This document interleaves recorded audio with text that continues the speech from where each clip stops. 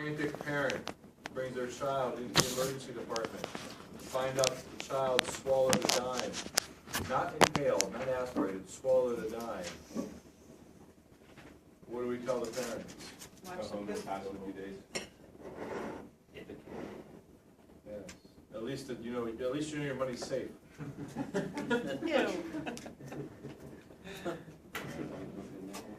You know, as long as it's nothing toxic, like it's batteries, of course. But for the most part, if it makes it down the esophagus, it'll keep going. It'll make it through. So it's not a huge concern when they swallow things.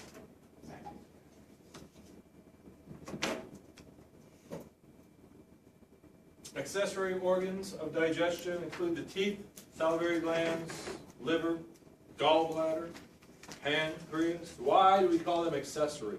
Because food doesn't actually pass through them necessarily.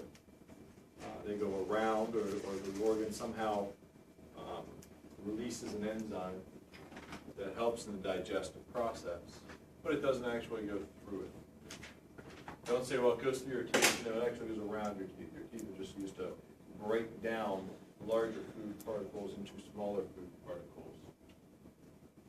And you can see a nice image here. Ingestion, entering the mouth. Mastication is the mechanical grinding of food, breaking it down. Then we have to move it from the front of our mouth to the back of our mouth. That is called deglutition.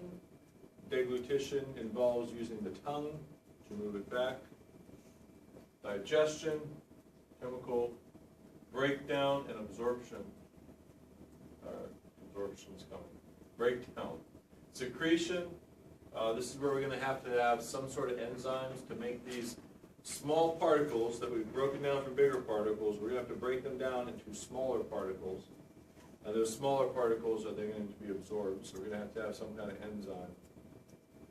We absorb it into our cells, through our cells, into our blood, and then that blood is going to take these products to some place like the liver, which is a great processing center.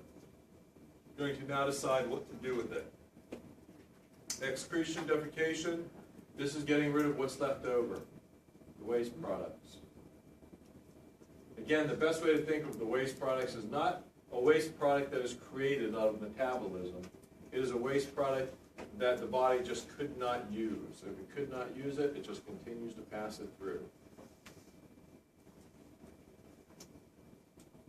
We know what the oral cavity is. We know about the uvula, helping to let us know if something is going to cause us to choke. Mouth receives taste mechanically, breaks down, and starts digestion. That is sort of true.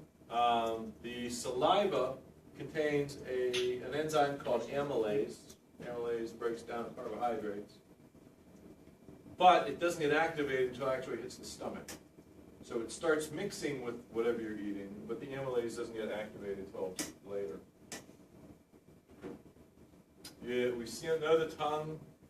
As I just said, the tongue pushes the food backwards, the bolus of food backwards, called deglutition. Provides taste stimuli so that you know the chocolate is delicious. The frenulum is going to keep your tongue in place so that you do not swallow your tongue. That's a little part, if you look underneath your tongue, you open your mouth, you lift your tongue up, you see a little part hanging straight, holding it straight down. So there you go. There's our uvula. Notice our palatine tonsils in this patient. The palatine tonsils are here.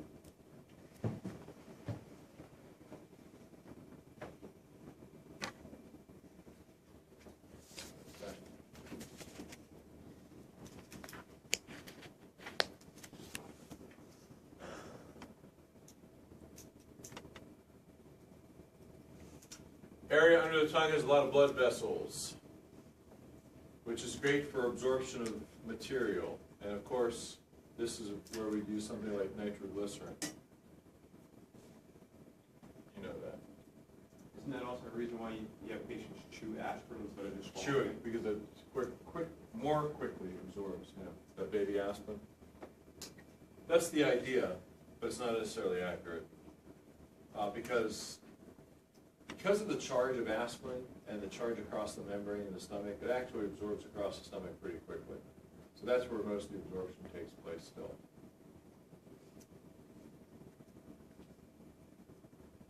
You know what nitroglycerin does? Dilates arteries. It also, I think I talked about this already, it also decreases the preload. It also holds a lot more blood in the veins. Salivary glands. Two pairs of salivary glands. Now, the parotid glands are the ones found on the side of the face, the cheek. Excuse me. Right here. Here you go. Parotid, right here. And then the sublingual is here, and submandibular is here. Okay. These are going to release saliva. Saliva is going to have an antibacterial property to it. It is also going to help to lubricate the food as you mix it up, as you chew and mixing, so it can help to easily go down. And it's going to have amylase that can help break down carbohydrates. Mumps. The mumps virus always causes an increase in the size of the parotid glands. Okay. 1.5 liters of saliva a day, especially if you're standing in line at your favorite restaurant, in the drive-thru of your favorite restaurant for some of you. I won't mention any names. And you're waiting for that food in your mouth.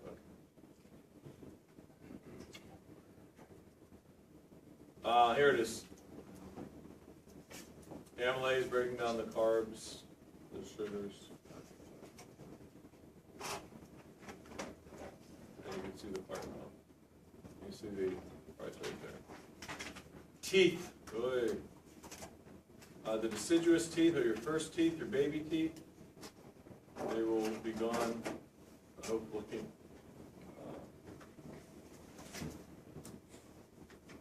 in your early years.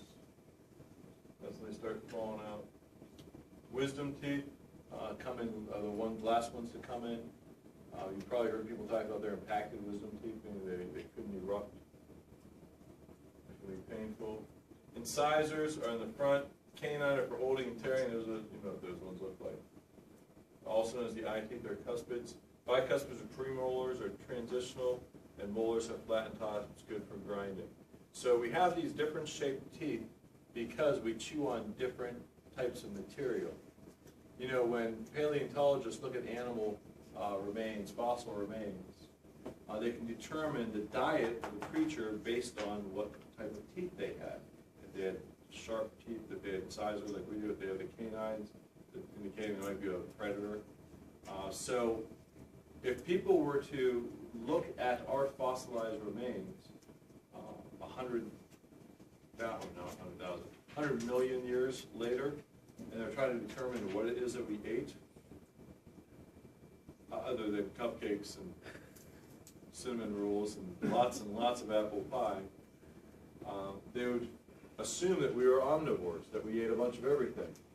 Because we have the teeth for grinding, the flatten the molars in the back, but we also have the teeth for chewing, the teeth for tearing, a little bit of everything.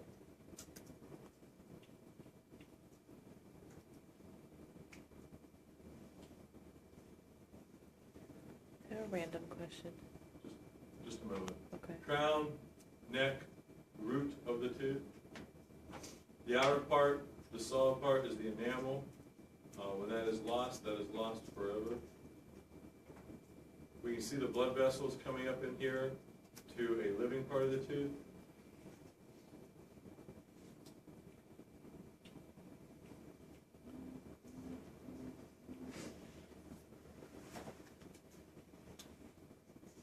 Pulp contains blood vessels.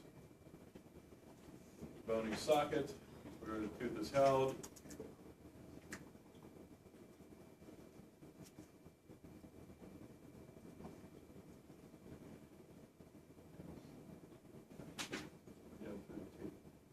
Pharynx.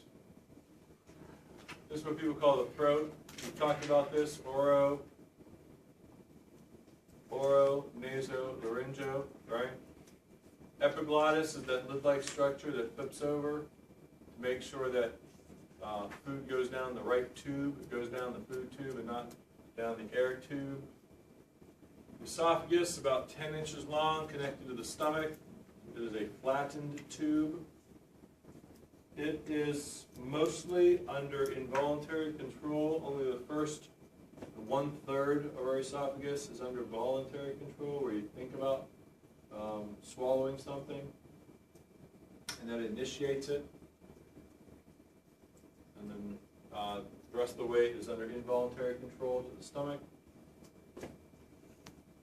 It extends through the thoracic cavity, through the diaphragm, connecting to the stomach and the peritoneal cavity. Peristalsis is what pushes the food down the esophagus. And what kind of motion would that be like, Colin?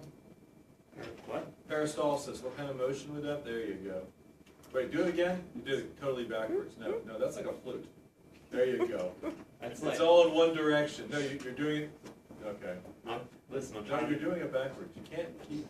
It's said, like this. "Listen, Linda." It's going in one direction. There it is. You're pushing it this way. Got it. Well, okay. There you go. Got it.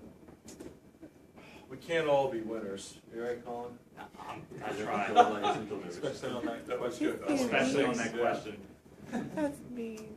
Great teachers would give credit though.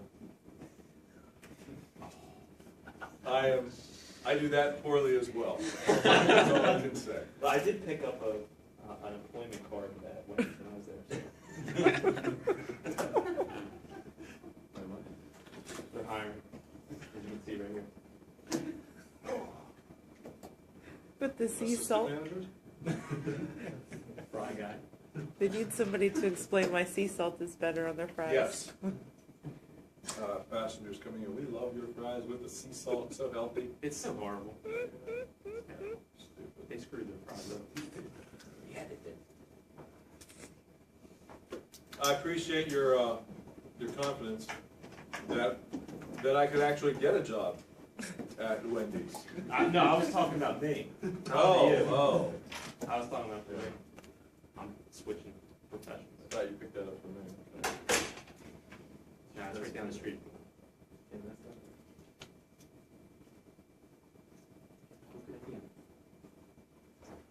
We have a muscular tube. It has to be muscular and strong enough to push things down.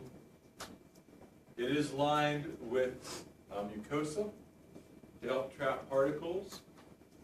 It does not expect things like acid, stomach acid, to be in this tube. So it doesn't have a whole bunch of a mucus lining. But if stomach acid moves into this tube, what do we call that? Acid reflux. Acid reflux, at least heartburn. That is because that acid is so strong that it's causing those cells to die.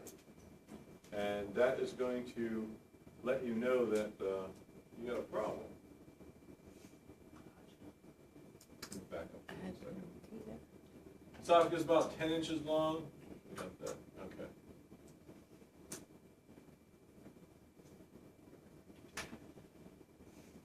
Lined with stratified squamous epithelium, but it also has that, has those goblet cells it has to.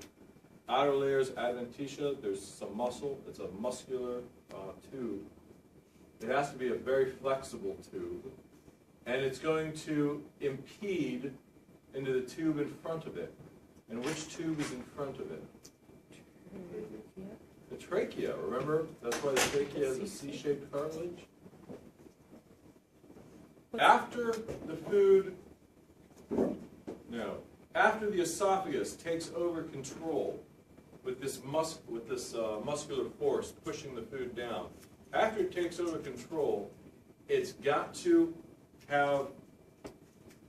get into the stomach. And there's a separation between the esophagus and the stomach. There's a little muscular ring that is actually going to always be found in a tightened position. The sphincter is always in a tightened position. Why? because we don't want things like stomach acid to move up. So as this is pushing down this way, it's creating a pressure, right? There's a certain amount of pressure, stop it. There's a certain amount of pressure as it's pushing the food down, and it's pushing against this. So there's going to have to be a relaxation of that lower esophageal sphincter to allow the food to go into it. That first sphincter is called the lower esophageal sphincter, the LES, as you'll hear people call it frequently. Sometimes you'll hear it referred to as the cardiac sphincter, but most people I think still call it just the LES, the lower esophageal sphincter. Why would they call it cardi? Because of the way the heart is located, the way the heart is placed right here, there's a part of the heart that's divided in these different 4 to 5 sections, depending upon the book you read. But one of those areas is called the cardia, and it is sitting right next to the heart, and it's right where the sphincter is located. So they call it the cardiac sphincter.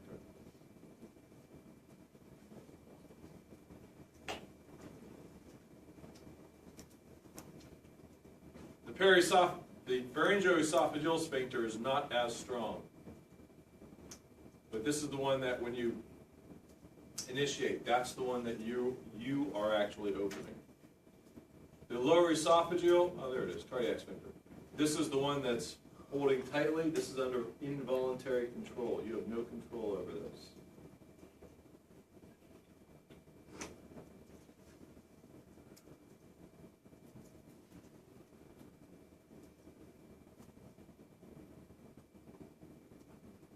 Okay, we talked about the mucosa.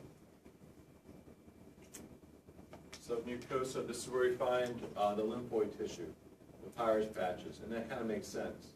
Because if you're going to have some sort of microorganism make it down into this area and hang out for any given time, as soon as they start to move through the layers, we want to have some sort of defense system ready. We want to be able to catch them.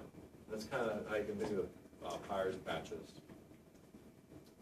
The muscularis externa, obviously, we're going to have a lot of muscle, a lot of layers of muscle. The serosa is going to allow for some sort of decrease in friction, as serosal layers always do. Here is the picture I was looking for. Okay. Notice right here, you have a muscle layer, and then here you have another muscle layer, and even here. Do you see the muscle going in this direction? And here you have the muscle going in this direction. Well, what does muscle do? It contracts. So when it contracts, it shortens. Well, this isn't going to shorten and pull things like in a straight line. It's going to shorten and pull things tighter. Does that make sense? Like pulling a drawstring on pants. It's going to make things tighter. But if all you did was squeeze like this, it's going to force things in both directions.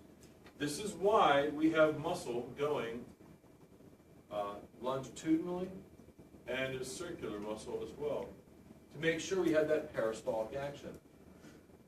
This is incredibly important that you understand this, that you are able to visualize this. That is most important that you can learn it, that you can visualize this. Here we're going to find the lymphatic tissue. Here's the lumen. Obviously, we're going to have a lot of nervous tissue here. We're going to have some nerves coming down here telling the muscle what to do. You will hear about patients whose esophagus is always constricted like this. Have you heard of the condition achalasia? No, I guess not. What can cause achalasia? Oh, we talked about Chagas disease, right? We talked about the kissing bug.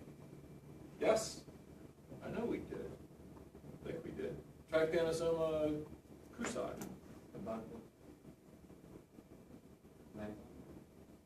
Bites as it's feeding. Yeah. Well, this parasite can actually cause this disease, this condition called achalasia, and it's going to cause the esophagus to stay constricted like this. Well, how are you possibly going to eat if you can't open up that muscle, if you can't relax that muscle? It makes it pretty difficult. So you know what they use in this patient to relax the muscle? To inhibit the nerve stimulation, because that's actually what's being acted on. Yeah. Botox. Botox actually relaxing. So if you hear about somebody having Botox injected into their esophagus, that's actually what they're talking about. All right. Again, the body does not like friction. So any organ that has to expand or contract or have a great deal of movement is going to require a double-layered membrane. It's going to require a membrane around the organ, and then a membrane around the area around that, and then a serous fluid in between. In the abdomen is the peritoneum. So of course we're going to have a visceral peritoneum and parietal peritoneum. The difference is it's going to cover everything in the abdominal pelvic cavity, rather than covering each individual organ, because that would just take up, that would just be too difficult. It just covers the entire abdominal pelvic cavity. The peritoneal fluid is where we'll find the lubricating fluid. We'll find in between those two layers. What else? It is continuous with the omentum. The omentum is a big, yellow, fatty, greasy pad that helps to cushion the organs and the intestines. Also offers a little bit of protection. Also keeps them in place a little bit. Okay, I'm going to show you that a little bit later on. That's kind of important. Some abdominal organs not surrounded by the peritoneum are called the retroperitoneal organs. So the organs found outside of that is in an area we call the retroperitoneal space. And an example of that would be the kidneys, in the flank of the back. In the mesentery, you can see, I'll show you a little bit later. Okay. Now, notice right here, it's showing the omentum as hanging down like this. That's pretty considerable if you consider the size of this area.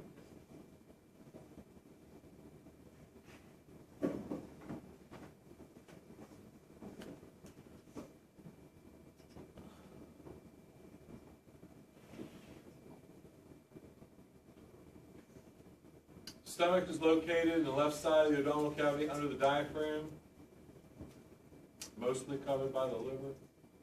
10 inches long. It has the ability to expand or contract thanks to these folds called rugae. They will allow the stomach to expand like an accordion. Okay. Here you go. Looking at this image, you'll see that there are two curvatures, lesser curvature, greater curvature. But what is not labeled on here, but I would want you to, maybe it's somewhere in the book, I think. This area right here is called the cardia. This area right here is called the cardia, right by the lower esophageal sphincter, which is going to be right near the heart. Now remember, this is under the diaphragm, though. Heart's above the diaphragm. Keep that in mind. This right here is called the fundus. And you know that because the rounded dome-shaped part of an organ is called the fundus.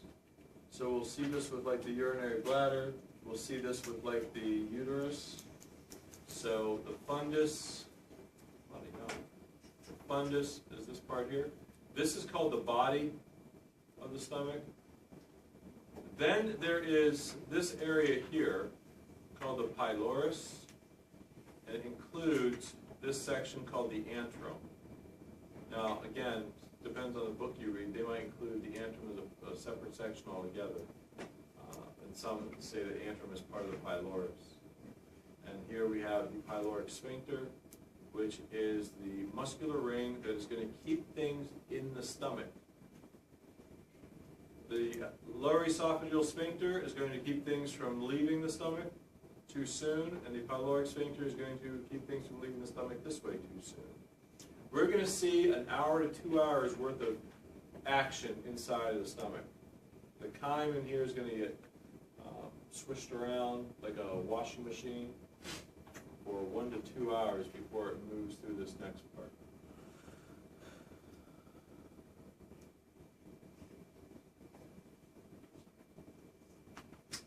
Stomach can absorb small things, very little things. Alcohol and aspirin, basically.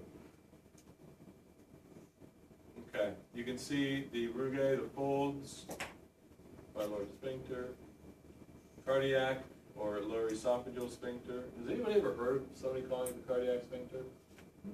Anybody ever heard of somebody calling it the lower esophageal sphincter or the LES? No? Nobody's ever heard of this at all? Okay. All right, talked about the different parts.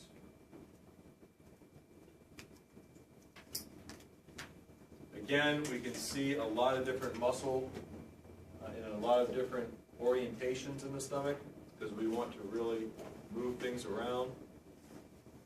4 hours is a long time. It doesn't really take that long. 4 hours is a long time to stay in the stomach. Mostly is 1 to 2 hours.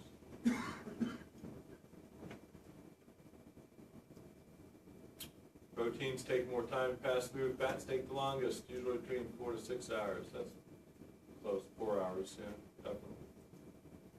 Fats. Gastric juice. A lot of hydrochloric acid. Hydrochloric acid means a lot of hydrogens. So in order to make hydrochloric acid, we have to have protons. We have to have hydrogen ions. So if a person is producing a lot of hydrochloric acid, one of the medications that they'll get from the doctor is a drug that reduces the amount of protons that's being moved into that area or pumped into that area, which is why they're called proton pump inhibitors. Less protons moved into there, the less acid that is being made. Pepsinogen secreted by Chief cells is actually going to activate pepsin. Pepsinogen helps to activate pepsin. Pepsin breaks down protein. Okay, here's the idea. When you eat that cheeseburger, and on the, maybe not a cheeseburger. When you eat that cheeseburger, and the nice people at McDonald's tells you that there's 6 grams of protein in that cheeseburger, which is doubtful, but that's what they tell you. When you eat that, how do you think you get the protein part out of separated from the cheese and the pickle and the mustard and the ketchup and the bread? That's the job of things like pepsin. Helps to break that out, separate it. And then we'll see later on, we'll break that down to our amino acids, things that we can actually absorb. Hydrochloric acid breaks down a lot of things, and it kills a lot of things. That's why it is very useful. The acid is so destructive, it will actually destroy itself. The stomach acid will destroy itself. So the stomach then creates a barrier, a mucus barrier, to protect itself from the acid that it makes. So understand that if the, it's kind of an important concept later on. Understand that if the body's making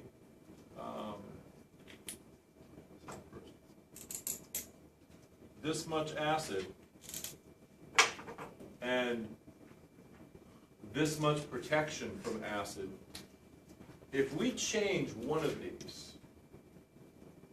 a little bit more of this or a little bit less of this, we're going to lose that safety net. We're going to lose that protection, so that the stomach acid will start to eat away at the cells that line the stomach. that creates an ulcer. Have you heard of this? Okay. It's an important concept because if you do something that increases acid, that is going to interrupt this balance. If you do something that decreases the production of the protection, it's going to increase the likelihood of ulcers. You've heard people say that acid creates ulcers, right? Yes? No? Okay. Lack of mucus. Aspirin creates ulcers. Have you heard of this? Okay. Well, it's not just the fact that it's something that passes through the membrane right there, but it actually stops, it actually decreases the ability the body has to make that extra lining, which means it's not creating more acid, it's just reducing protection. So you have an imbalance. If we have a patient who's just making too much acid, we can give them something to stop making so much acid. If this goes too low, then what do those people start eating? Those little Tums and things like this, these little antacids, and all they are buffers. So bring the pH up. And then the stomach secretes something called intrinsic factor, because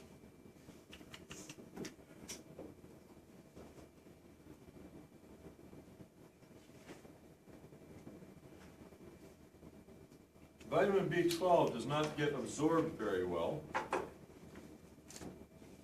in the intestine. So what happens is we have specialized cells in our stomach that make intrinsic factor. And intrinsic factor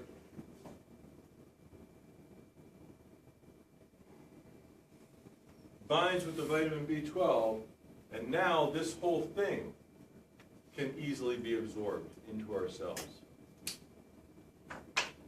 Something you'll see called pernicious anemia, vitamin B12 deficiency, can commonly occur as people have those surgeries, those gastric reduction surgeries. They have part of their stomach removed. If a person has part of their stomach removed, they're going to have less cells making intrinsic factor, they're going to have less vitamin B12 being absorbed. This is one of those times people should be taking vitamins. Specifically, vitamin B12. And the way that we do this, if they have a vitamin B12 deficiency because they have a decrease in intrinsic factor, we give them 100 times the recommended daily allowance of vitamin B12. Because what's that going to do? More chances to absorb it. Lower diffusion. If we put more of it on this side of the membrane, some of it is going to get pushed across. It doesn't mean without intrinsic factor, vitamin B12 won't get absorbed. It will, it just doesn't do it very well. Increase the amount a lot. Chief cells.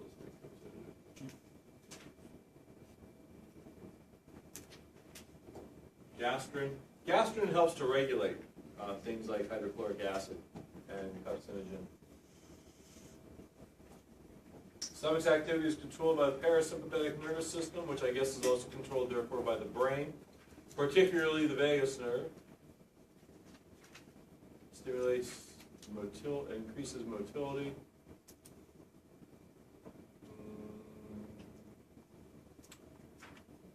All right, you know that when you're watching TV or when you're at the restaurant, you're looking through the menu and you know your food's going to be coming soon, that you start salivating.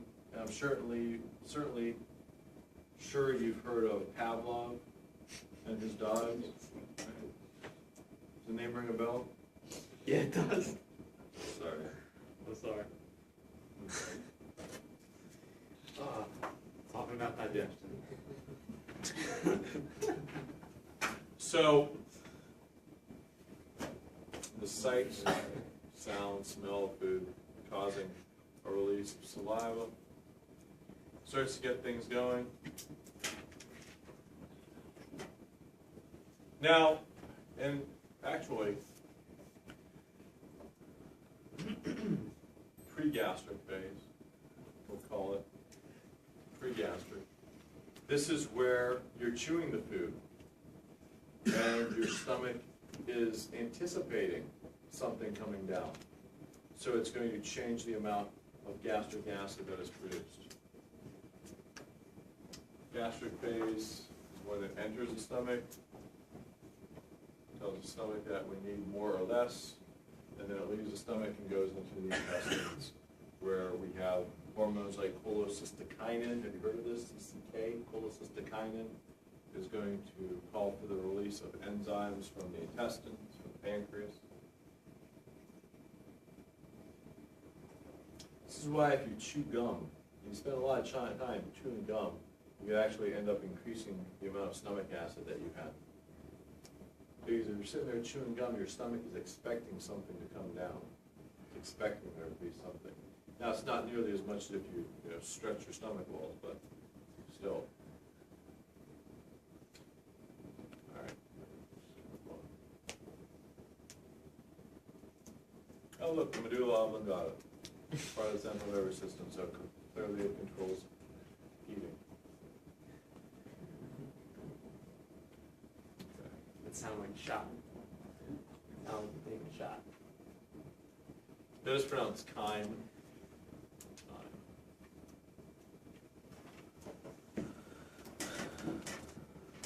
The rate of movement of chyme. Chyme is made up of the food that you've chopped up, the saliva that helped it down to get down to the stomach, as well as the mucus that was part of that trip, and of course the stomach acid. That is the chyme. So that we have a nice liquid that we're going to remove, extract all these nutrients from.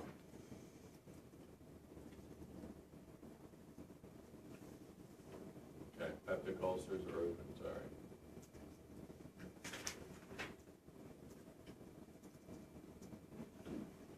H. pylori, Helicobacter pylori is an interesting bacteria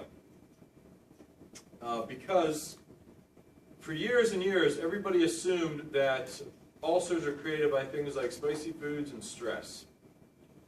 And back in the I think it was the 1980s, the early 80s, there was a couple of researchers who found a bacteria they believed to be responsible for these ulcers. So they presented their information, and of course, everybody thought they were full of something. Yeah, they were crazy. So the one guy goes back to the lab, mixes up a shot full of Helicobacter pylori and drinks it down. And then is later to biopsy that same bacteria out of his stomach a week later, to prove that things can, in fact, live in stomach acid, and that these are what are responsible for most of the ulcers. Which means when somebody has an ulcer, how are we going to treat it? Antibiotics. Exactly. That's exactly what happens. They treat most ulcers with antibiotics first. Why? To get rid of this very common bacteria, Helicobacter pylori, or H. pylori. Oh, there it is. Okay. Non-steroidal anti-inflammatory drugs. These are going to decrease the production in a roundabout way. They're going to decrease the production of that protective layer, which means we've lost our balance. Anything that increases the amount of acid is going to change that balance. All right, the small intestines. The first part of the small intestines is the duodenum. The duodenum from the stomach, the duodenum is only about 8 inches long, kind of U-shaped. Goes around the head of the pancreas. I told you, I think the only thing that you think of being absorbed in the duodenum is iron. However, this is where a lot of those enzymes come in. We have enzymes entering that were from the liver, from the gallbladder, from the pancreas, all coming in to the duodenum.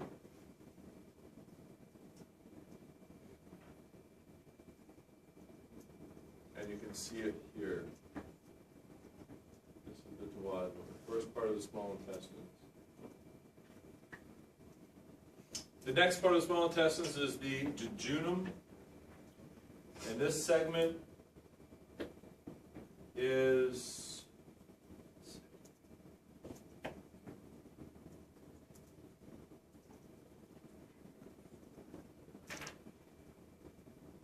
six to 8 feet long,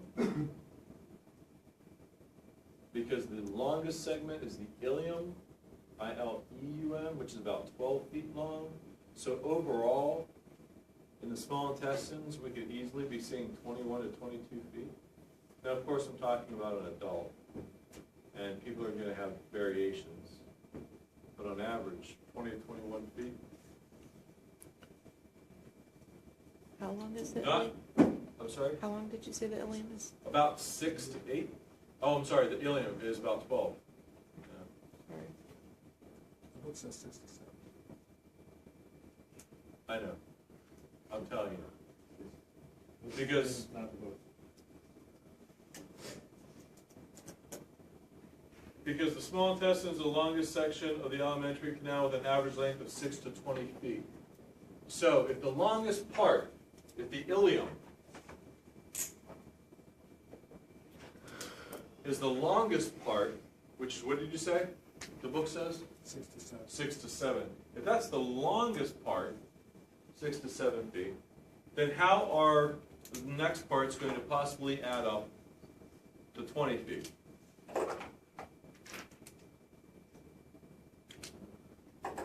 Mathematically, it can't happen, right? Right. So, I'm telling you, listen to me. Or listen to the book. Read the book. The book is fine. The book's perfectly right, except on this slide or the other slide.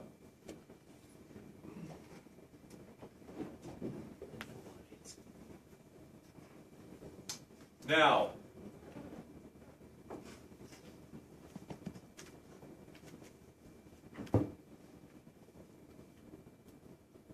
the small intestines is where the majority of absorption takes place.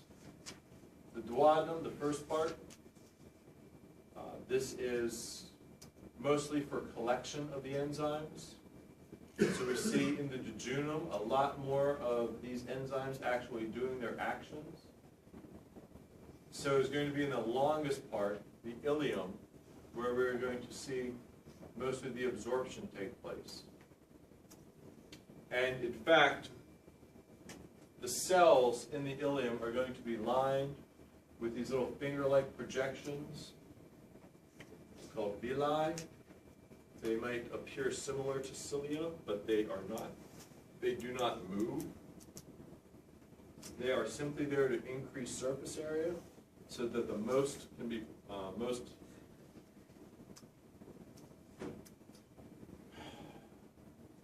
they can utilize the most space and therefore get the most stuff through the cell and into the blood.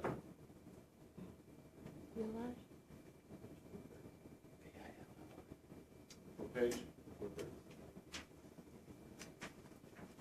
Okay, my other picture's coming up, they do not.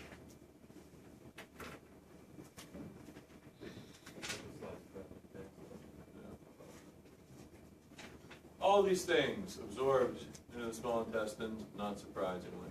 Again, they're going to be absorbed into the cell, which means they're going to go from one end of the cell to the other end of the cell, or to another end of the cell where there's blood, and they're going to move into the blood.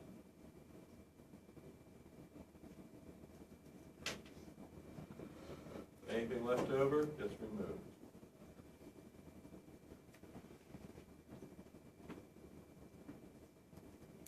Oops.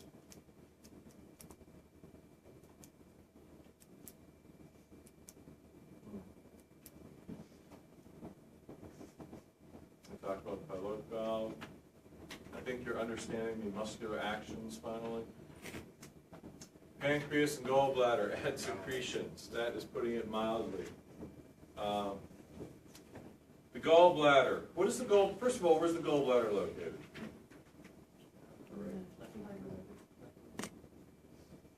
Up, sort of tucked behind and underneath the liver, on the right-hand side. What does the gallbladder do? Nothing. No, don't say that. It secretes bile. It secretes bile. What is bile? That nasty stuff that you throw up. That nasty stuff that tastes bitter that you It's like throw green? up after you throw up everything else. Is it green? I'm sorry? Is it green-ish? Yellowish. Yellowish. Yellowish. Frothy. No, not the frothy. That's just you. Your stomach acid is frothy. This is a thick liquid. The reason it's thick, this thick liquid, we have this thick liquid, is to break down fats. It emulsifies fats. But understand, where is bile made? In the liver. And it's constantly being made in the liver. Thank you. Thank you for taking apart our man. You can see it here, indicated as green teardrop-shaped organ, as the gallbladder. Well, the liver is always making bile. And then it sends it down into the gallbladder, where the gallbladder stores it, concentrates it, and then secretes it when it gets the message that we have fats coming down. So it squeezes it out. Again, you see a muscular movement. It's going to squeeze it out. It's going to push it into that little duct, that little channel that will, from the liver, it will join up with that, the cystic duct going to the hepatic duct. And that will become the common bile duct, which then is going to empty into the duodenum. You can kind of see this hiding. I don't think you can see it there. That's not it. Can you see it there? Is this it? That might be it, I can't see it.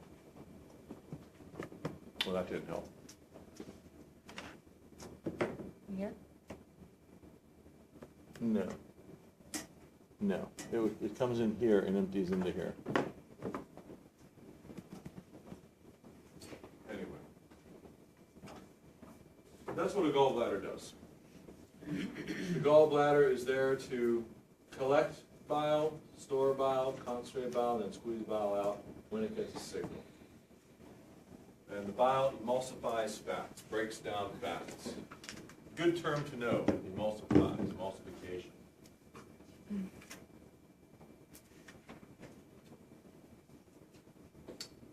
Pancreatic secretions. There are lots of them. A lot of different enzymes. Enzymes for breaking down, remember those, we now have smaller proteins, but we still have to take those smaller proteins and break them down into amino acids. We have fats that we've broken down, but now we've got to break them down into their most basic component, the fatty acid component. We have a DNAs and RNAs to break down those as well. We have amylase even from the pancreas also to break down carbs. So there's a lot of important stuff coming from the pancreas that gets emptied directly into the duodenum. So the cholecystokinin, this is one that gets secreted, CCK, to call for the gallbladder to release bile. Secretin is just another hormone that's going to be secreted. Let everybody know whether it's their time to work or not, what needs secreted, what needs increased or decreased. And then some of that that'll tell gastrin to be secreted. Gastrin, I said, also regulates.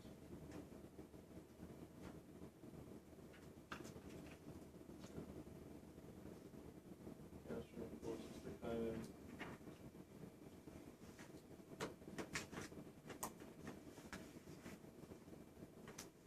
Upper GI bleed occurs proximal to the ligament of Treats. The ligament of Treats is just basically where the duodenum meets the jejunum. So what they're basically saying is anything above that point is considered upper GI. Anything below that point is considered lower GI.